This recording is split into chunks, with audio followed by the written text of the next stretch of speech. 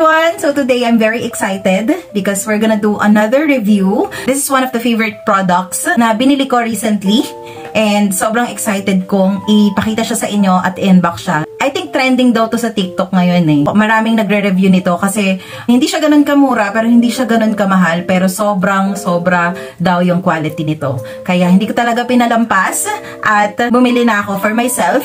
I actually bought it in the store para makita ko talaga siya.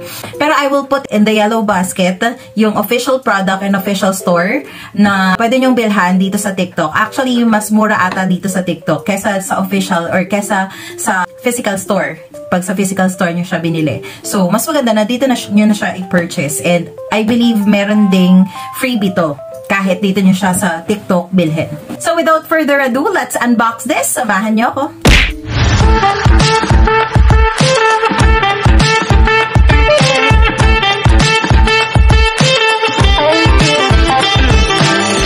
Presenting the Huawei MatePad 11.5 inches.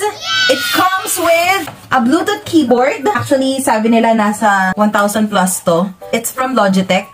I-open din natin. Okay. Super ganda. Kaya ganito yung free nila kasi actually recommendable to for office. Kung tinatamad kayo magdala ng laptop, mabigat sa bag, this comes in handy. So, pwede nyo siyang pamalit sa laptop.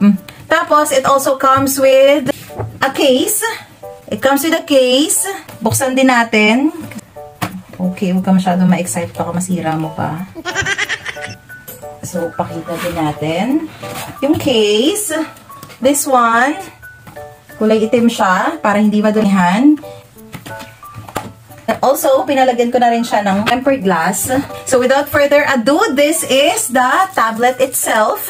Para mas exciting, tanggalin natin tong... Siyempre, in-open na to sa store kasi pre-send sa akin, di ba? Pero ngayon ko pa lang talaga siya ma-experience. Wow! Ang lakas maka-social, maka-aesthetic ng ano niya.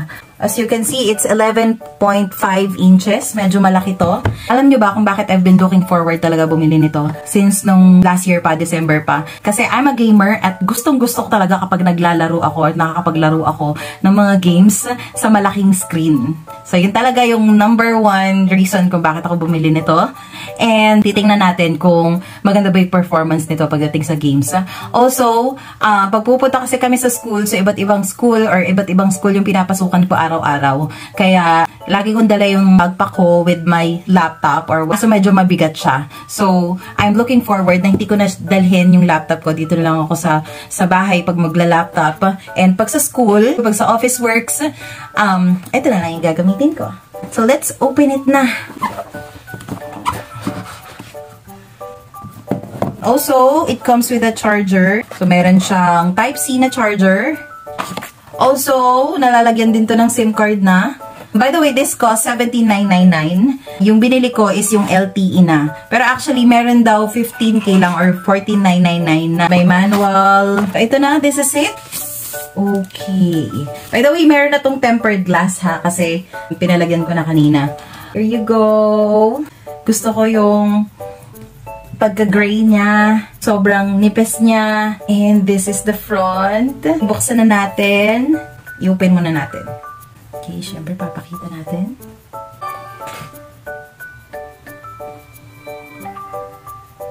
Narinig nyo ba yun?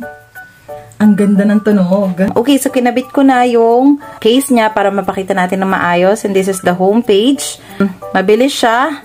Okay, nakikita nyo naman. As I swipe it, ang bilis niya. This is the camera. Pakita ko na lang kung... Oh, okay. Ako yan. Tapos, yung back camera niya, syempre wala kayong makikita kasi nasa pinakadulo to. Okay. So, magbukas tayo dito ng notes. Ito yung notes niya, the Huawei Notes. Okay. Kunyari, quick note lang. Oh, nice. Okay, tapos buburahin. Okay. Ang sarap gamitin ng notes. Para kang may notebook. Okay. Tapos, punta tayo sa system settings. As you can see, it has 128 GB storage. Dito sa music, pwede tayo magpatugtog para makita nyo kung ano, ito, kung gaano siya kalakas. Ang lakas niya. Ang ganda ng tunog. Uy, totoo. Ang ganda ng tunog. Grabe naman yung Huawei. Okay, tapos mag-try tayo dito ng any games. Actually, marami dito mga live streaming apps.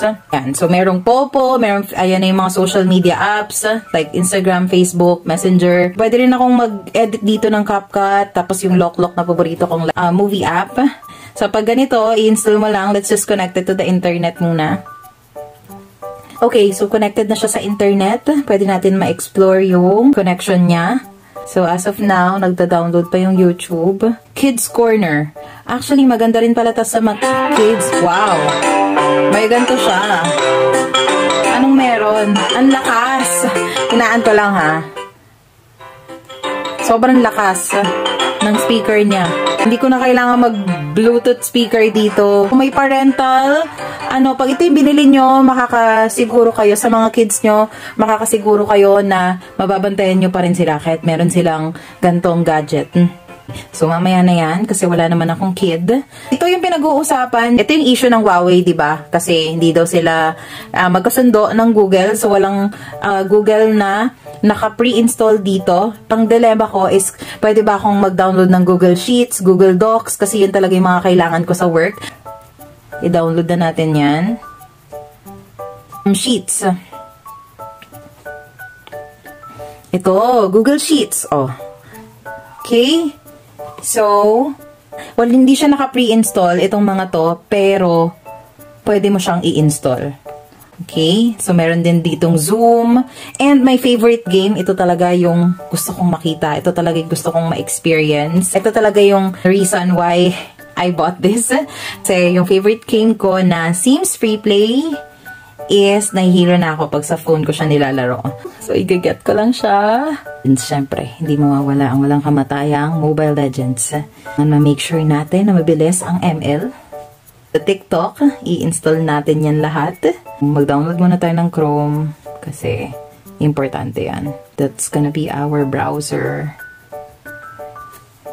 Okay. The ML. Syempre, ito yung basehan kung maganda ba sa gaming ang isang phone eh. By the way, itong mga nakikita nyo parang tempered glass ko na yan ha. Uy, grabe naman yung mga tunugan nito. Ito talaga yung favorite feature ko nito. Grabe yung mga tunog niya. Yan. Tapos so, dato siya mag-first.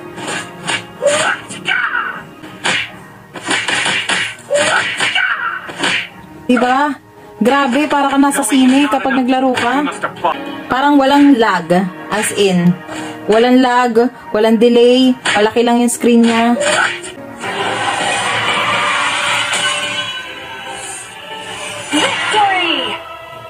Grabe naman. Yung mga tunugan niya, hindi pa max yan ha. So that's ML. Yan. TikTok. Tingnan naman natin kung maganda yung TikTok.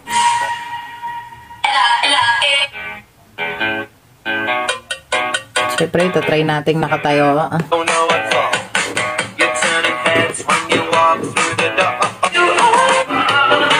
Narinig nyo ba yung speaker niya? Grabe. Okay, so that's it na muna. Overall, in just seconds, ang dami ko na kaagad na download sa kanya.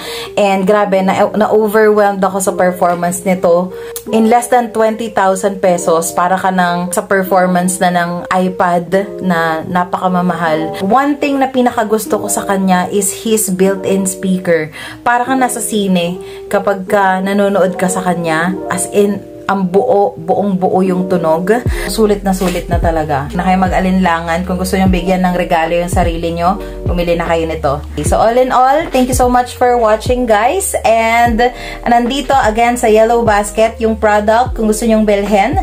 This, ang nakalagay dito is yung official store ng Huawei. As in, yung legit na Huawei store. Para 100% hindi kayo ma-scam. Thank you so much for watching this. I hope na na-enjoy nyo tong video na to at natulungan ko kayo para makapag-decide. I hope to see you again soon. Gusto ko nang gamitin to magdamag. Goodbye muna and good night for now. Bye!